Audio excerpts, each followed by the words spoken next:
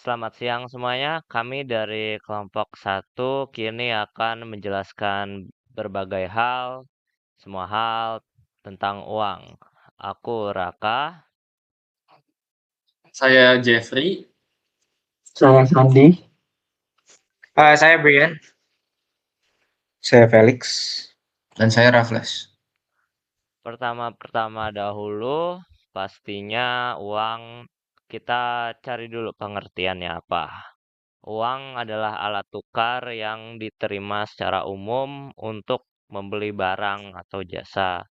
Juga bisa dipakai untuk membayar hutang.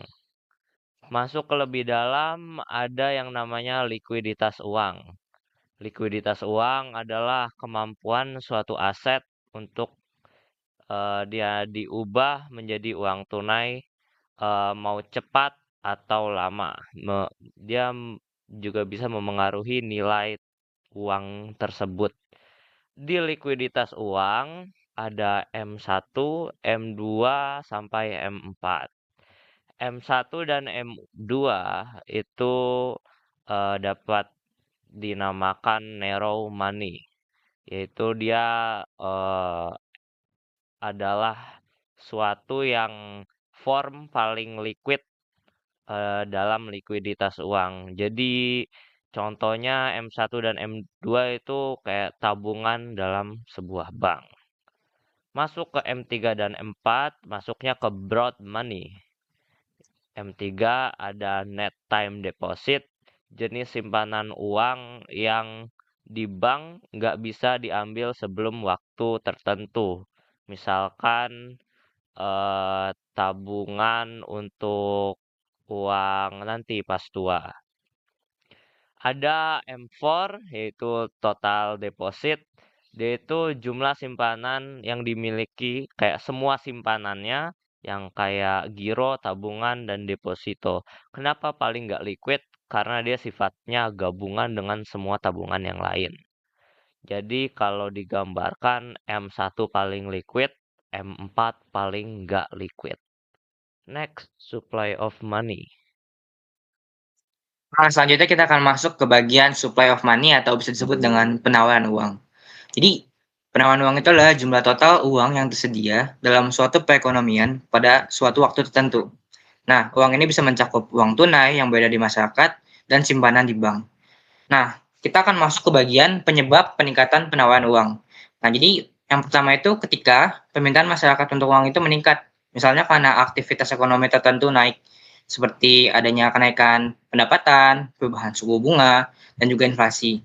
Nah, bank sentral dan juga bank komersial akan menyediakan lebih banyak uang untuk memenuhi kebutuhan tersebut. Nah, selanjutnya itu kita masuk yang kedua, itu adalah bank komersial, penurunan rasio likuiditas oleh bank. Jadi, bank sentral dan bank komersial diharuskan memegang sebagian dana deposito sebagai cadangan untuk menjaga likuiditas atau rasio cadangan. Nah, ketika bank menurunkan rasio likuiditas itu, misalnya dari 20% ke 10%, nah maka akan menghasilkan sebuah dampak. Dampaknya itu adalah bank memiliki lebih banyak uang untuk dipinjamkan kepada nasabah, sekaligus proses penciptaan uang melalui pengganda deposito meningkat karena dana yang dipinjamkan oleh satu bank akan menjadi deposito di bank lain. Selanjutnya itu yang ketiga itu adalah ketika dana masuk dari luar negeri. Jadi baik dalam bentuk investasi, transaksi perdagangan, dan jumlah uang dalam perekonomian domestik itu meningkat. Nah, yang keempat itu adanya defisit sektor publik atau PSNB. Jadi ketika pemerintah mengalami defisit atau belanja melebihi pendapatan yang udah disiapkan. Jadi dampak terhadap penawaran uang itu tergantung pada bagaimana defisit tersebut dibiayai. Yang pertama itu melalui sektor perbankan. Jadi pemerintah itu meminjam dari bank sentral. Nah, penawaran uang akan meningkat karena bank sentral ini akan menciptakan uang baru kan. Nah, selanjutnya itu ada dari misalnya minjem dari bank komersial. Nah, bank ini akan menggunakan cadangan mereka untuk membeli obligasi pemerintah yang akan memperluas penawaran uang karena bank dapat menciptakan lebih banyak deposito. Nah, selanjutnya itu melalui sumber di luar perbankan. Jadi defisit ini dibiayai melalui penjualan obligasi kepada individu atau institut di luar sektor perbankan. Nah, penawaran uang yang tidak akan meningkat secara langsung ini karena uang hanya berpindah tangan. Nah, dari proses implikasi di atas itu yang melalui sektor perbankan dan sektor di luar perbankan itu, jadi pembiayaan yang melalui sektor perbankan itu lebih ekspansif, tapi beresiko mengalami inflasi. Sedangkan yang sumber di luar sektor perbankan itu bisa menciptakan likuiditas tapi tidak secara langsung. Jadi kesimpulannya, peningkatan penawaran uang bisa menjadi alat yang kuat untuk pendukung pertumbuhan ekonomi. Tetapi harus dikelola dengan hati-hati untuk menghindari risiko inflasi dan ketidakstabilan ekonomi. Nah, kita selanjutnya akan masuk ke bagian proses dari pembentukan uang. Nah, lanjut ke creation of credit. Jadi creation of credit ini adalah proses di mana bank menciptakan uang baru dalam bentuk pinjaman kepada masyarakat atau bisnis. Jadi ketika seseorang meminjam uang dari bank itu tuh mereka itu semacam menciptakan uang baru dengan cara mencatat jumlah pinjaman tersebut di rekening peminjam. Nah, ada dua hal utama yang mengaruhi creation of credit ini di dunia nyata. Yang pertama, rasio likuiditas bank yang berbeda-beda. Setiap bank ini memiliki rasio likuiditas, yaitu jumlah cadangan uang tunai yang harus mereka simpan dibandingkan dengan jumlah simpanan nasabah. Rasio ini tuh menentukan seberapa banyak uang yang bisa dipinjamkan dari bank ini. Jika rasio likuiditas ini lebih rendah, bank itu bisa kasih lebih banyak pinjaman. Tapi sebaliknya kalau misalnya rasio likuiditasnya itu lebih tinggi, pinjaman yang diberikan itu biasanya lebih sedikit. Nah, yang kedua ada yang namanya itu bank merespon permintaan uang. Bank ini tidak meminjamkan uang sembarangan. Bank ini cuma bisa memberikan pinjaman kalau misalnya ada permintaan dari masyarakat atau bisnis tertentu. Contohnya, ketika perekonomian sedang tumbuh dan banyak orang atau bisnis yang membutuhkan pinjaman atau investasi, maka bank akan menciptakan lebih banyak kredit yang bisa dipinjam. Nah, singkatnya, penciptaan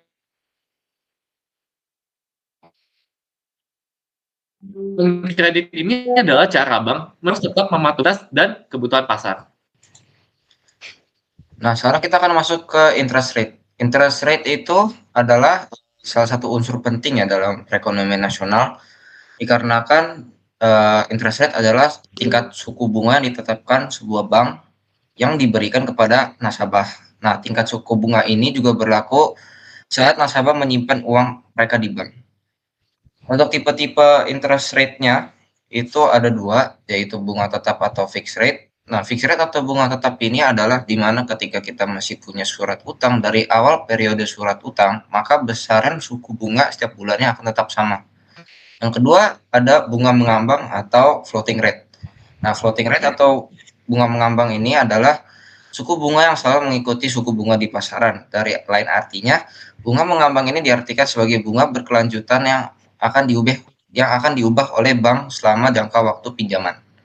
Nah, untuk Indonesia sendiri peningkatan interest rate-nya itu per 2021 adalah 3,5% dan suku bunga deposit sebesar 2,75%. Hal ini dilakukan agar bank dan penyedia kredit tidak menetapkan bunga terlalu tinggi kepada nasabahnya. Contoh dari interest rate itu adalah peningkatan harga beras pada saat tahun 2010 yang awalnya adalah 6.702 kilo menjadi 12.213 per kilo. Nah, untuk dampak perubahan suku bunganya itu ada peningkatan belanja yang menyebabkan GDP meningkat. Terus yang kedua ada penurunan suku harga yang menyebabkan investasi dan belanja konsumen meningkat. Selanjutnya ada demand of money. Demand of money ini ada beberapa hal awal yang akan saya sampaikan, yaitu kalau demand of money atau permintaan uangnya akan menyebabkan suku bunga naik. Kalau permintaan uangnya naik, suku bunga naik. Kalau permintaan uangnya turun, suku bunga pun turun.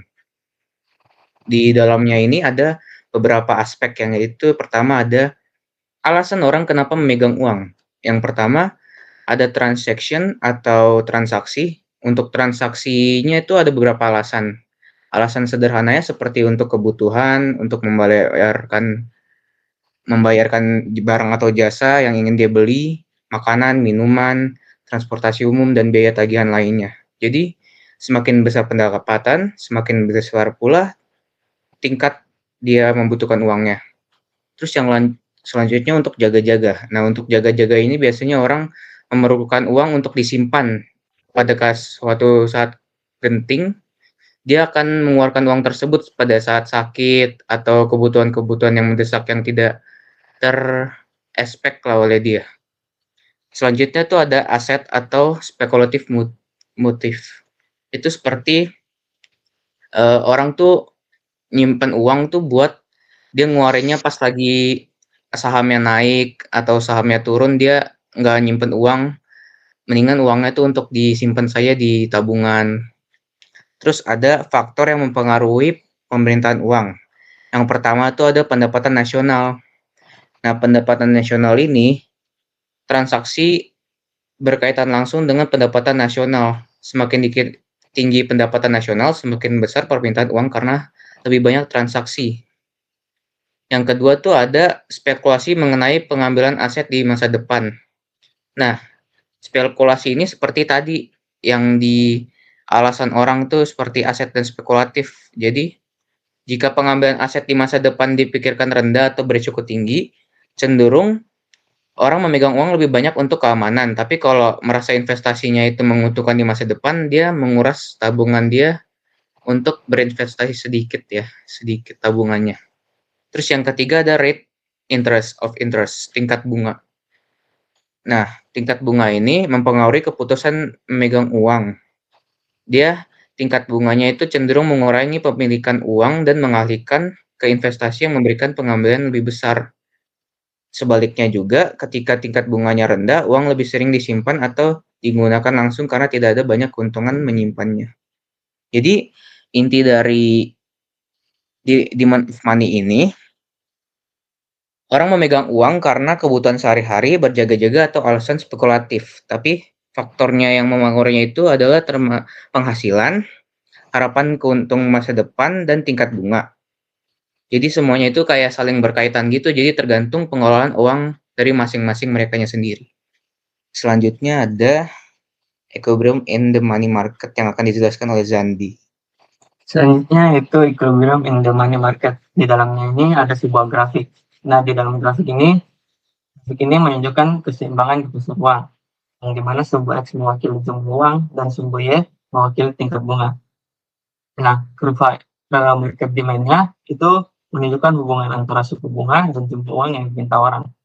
Permintaan uang miring ke bawah karena ketika suku bunga turun, orang ingin menyimpan lebih banyak uang. Ini karena biaya peluang untuk memegang uang lebih rendah ketika suku bunga lebih rendah. Terus ada garis horizontal market supply mewakili kurva pasokan uang. Kurva ini menunjukkan jumlah uang yang tersedia dalam perekonomian atau bisa dibilang pasokan uang ditentukan oleh bank sentral. Terus kalau suku bunga equilibrium adalah suku bunga di mana jumlah uang yang diminta sama dengan jumlah uang yang dipasok. Dalam grafik ini, suku bunga equilibrium adalah titik di mana kurva permintaan uang memotong kurva penawaran uang. Terus di dalam sini juga membahas tentang pengaruh dari perubahan suku bunga, di mana suku bunga memiliki dampak signifikan terhadap tingkat investasi dan konsumsi dalam perekonomian. Ketika suku bunga rendah, biaya pinjaman menjadi lebih murah, sehingga mendorong perusahaan untuk berinvestasi dalam proyek-proyek baru, dan individu untuk mengonsumsi lebih banyak barang dan jasa. Hal ini dapat meningkatkan pertumbuhan ekonomi. Sebaliknya, suku bunga tinggi membuat pinjaman lebih mahal yang dapat mengurangi tingkat investasi dan konsumsi. Oleh karena itu, pengaturan suku bunga yang tepat sangat penting untuk menjaga keseimbangan antara pertumbuhan ekonomi dan stabilitas harga. Terus yang kedua, dia memiliki pengaruh terhadap nilai tukar uang suatu negara. Ketika suku bunga domestik lebih tinggi dibandingkan dengan suku bunga di negara lain, investasi asing cenderung meningkat karena investor mencari imbal hasil yang lebih tinggi. Hal ini menyebabkan peningkatan permintaan terhadap mata uang domestik, sehingga nilai tukar mata uang tersebut menguat. Sebaliknya, jika suku bunga domestik lebih rendah, investor mungkin akan menarik dana mereka dan berinvestasi di negara lain, menyebabkan nilai tukar mata uang domestik melemah. Terus yang ketiga, memiliki pengaruh terhadap inflasi. Ketika suku bunga rendah, jumlah uang yang beredar di masyarakat meningkat karena pinjaman menjadi lebih murah dan mudah diakses. Hal ini dapat menyebabkan peningkatan permintaan barang dan jasa yang pada akhirnya mendorong kenaikan harga atau inflasi. Untuk mengendalikan inflasi ini, bank sentral dapat menaikkan suku bunga sehingga mengurangi jumlah uang yang beredar dan menekan permintaan. Sebaliknya, jika inflasi terlalu rendah atau terjadi deflasi, bank sentral bisa menurunkan suku bunga untuk meningkatkan permintaan dan mendorong kenaikan harga yang sehat.